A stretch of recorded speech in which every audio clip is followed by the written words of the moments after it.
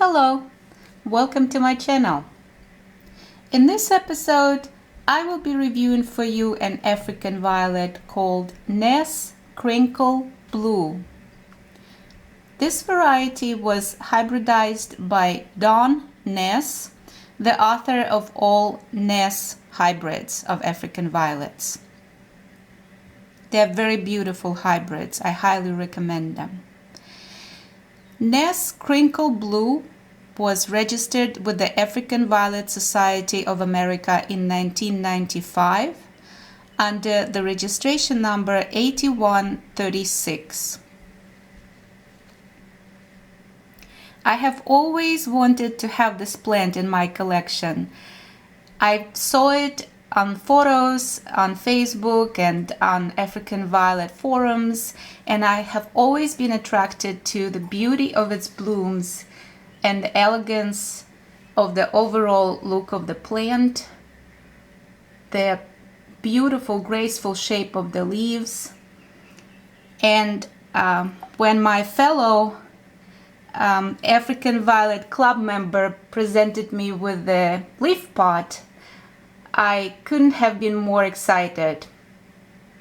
And this is one of the babies that has grown out of that leaf pot.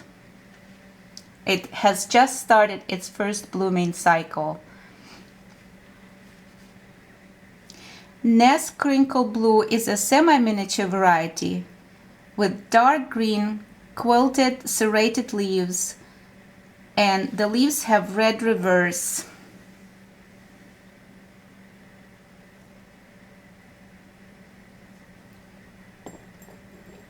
They're truly serrated. You can see the zigzaggy shape around the edge of the entire leaf.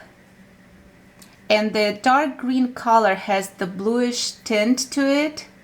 So it looks very beautiful in combination with the blue flowers and the dark green bluish leaves. Really a very beautiful look. I love this variety. Semi-miniatures are known to grow from 6 inches to 8 inches in diameter.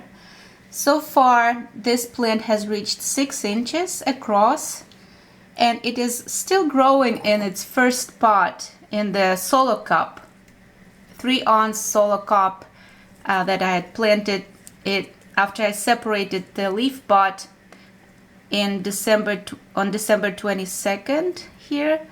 And this 3-ounce solo cup is 2 inches across. Semi-miniatures are known to grow in 2.5-inch pots up to 3-inch pots, so I might up pot it a size as it keeps growing. I did have experience when I just started growing African violets last year when I overpotted a semi-miniature. And it happened to also be the Ness variety, Ness Satin Rose. And I kept it so that I could show it to you what happens when you overpot a semi-miniature. This is Ness Satin Rose, and last year I posted a video review for this variety. And I potted it in a 3.5-inch pot. And look what happened to it. It has grown to a size of a small standard, or a regular standard at this point. Let me get the measuring tape and I will measure it for you. So growing in a 3.5-inch pot, it has grown to be almost 10 inches in diameter, which is not the size for semi-miniature violets. I would definitely be downgraded or taken the points off from growing a semi-miniature up to this size. So lesson learned,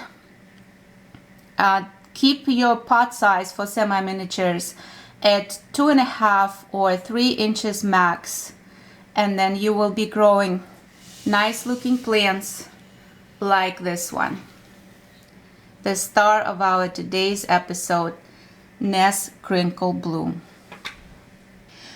The flowers of this variety are described as double dark blue stars with thin white edge. They really look like miniature roses, blue miniature roses, if I had to compare them to any other blooming plant. I love the look out on the blooms. They're so full and so beautiful. And I love especially this particular strand because it has the white, silver white edge. And they look powdery blue on the back. They're very pretty. I also saw on forums and read on other African violet forums that some people said that their strand didn't have the white edge, and I've seen blossoms without the edge on Ness Crinkle Blue. Maybe those were sports, I'm not sure, but I was very, very happy to see the first blooms having the white edge, and I was very excited about it. And so it exceeded my expectations when it started blooming. I also have another semi-miniature variety that resembles Ness Crinkle Blue in terms of the shade and the shape of the blooms, even though not closely, but somewhat similar. It's Lion's Little Sweetheart, but they are still very, very distinct in their appearance. So unfortunately, I don't have one that is blooming as profusely as Ness Crinkle Blue right now, but this plant that is now getting older, and it bloomed profusely when I made an individual review of Lion's Little Sweetheart. You can check out the video that I posted last year. So the blooms are somewhat similar. They're also blue with a white edge. They're slightly larger than Ness Crinkle Blue. This one is already fading as well as this one. And I have since started growing a new plant as a replacement for this one, because this original plant that I received from Linden Lyons greenhouses is getting older now. So here's the sucker, the baby of this older plant. It's not blooming just yet. So here we can compare the blooms, and here we can compare the leaves, because here we can see the leaves better.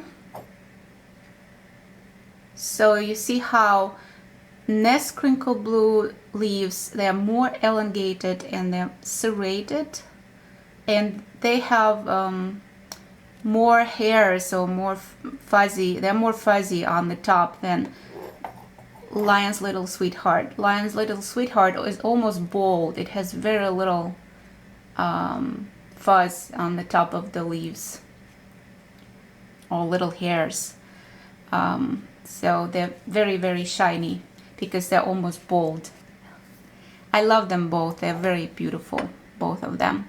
I hope this one will bloom soon as it gets warmer.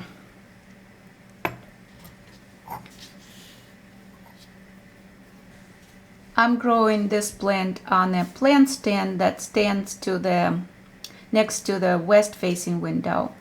So it receives some of the west natural sunlight, even though it's not there for the entire day because that window is blocked by another building. So it receives just a little bit of west-facing sunlight, and also a supplement of LED light at a combination of 6500K and 3000K for about 10 hours a day. It grows on a wick, and it receives 1/4 teaspoon per gallon of water of the liquid plant food called Dina Grow at the combination of 795 of nitrogen, phosphorus, and potassium. So 1/4 teaspoon per gallon of water. And I add it constantly as a wicking liquid.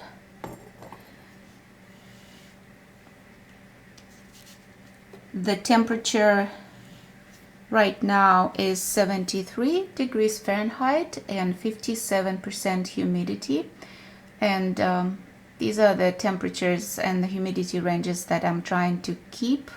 The humidity in the 50% range, and the temperature in the upper 60s to upper 70s. So here it is again, Ness Crinkle Blue by Ness. I hope you enjoyed this variety just like I do. It will always stay in my collection. It's truly a special plant, very beautiful. Thank you all so very much for watching. I hope you're staying well and safe during this time, and I hope to see you again on my channel. And if you haven't subscribed yet, please subscribe, and I will see you again on the next episode of my African Violet reviews.